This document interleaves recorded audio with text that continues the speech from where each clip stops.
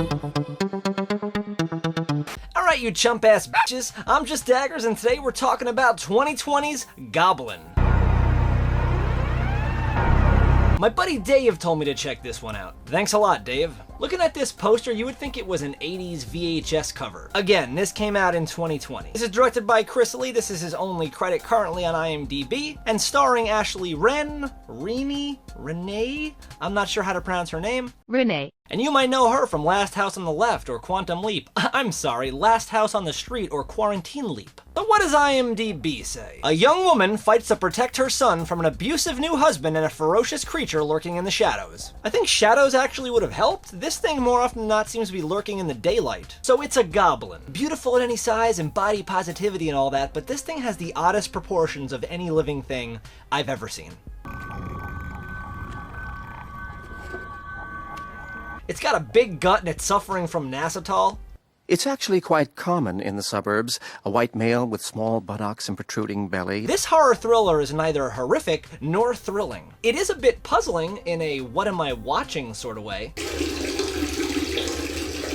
So you've got this blended family, half of which is this military man and his dirtbag son. These are both caricatures of the worst human ever. Where the hell's my Beijing beef? What the fuck? And when you combine that with a poor script and limited acting range, it actually kind of comes full circle into almost interesting. And the other half of this family is a woman who you can't understand how she missed every possible red flag and ended up marrying this fool, and her son. Look, it's not the biggest deal in the world. You shouldn't talk to me like that. So they move into this new home and it's got a green goblin problem.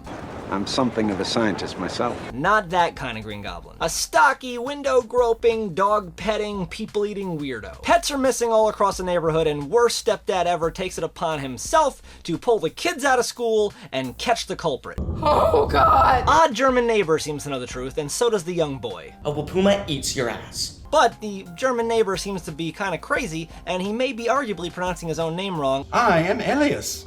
Elias. And the small child is just that, a small child, so who's to say? Little fucking brat. So will they survive this goofy SOB or die to his disproportionate hands?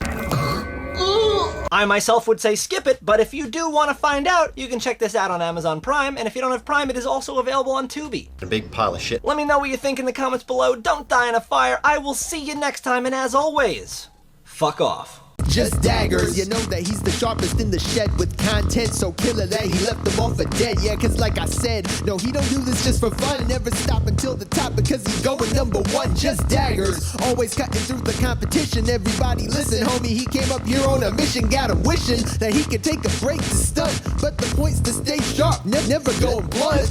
JustDaggers, JustDaggers, JustDaggers, JustDaggers. It's on point, cause you know we stay sharp. JustDaggers, JustDaggers, JustDaggers.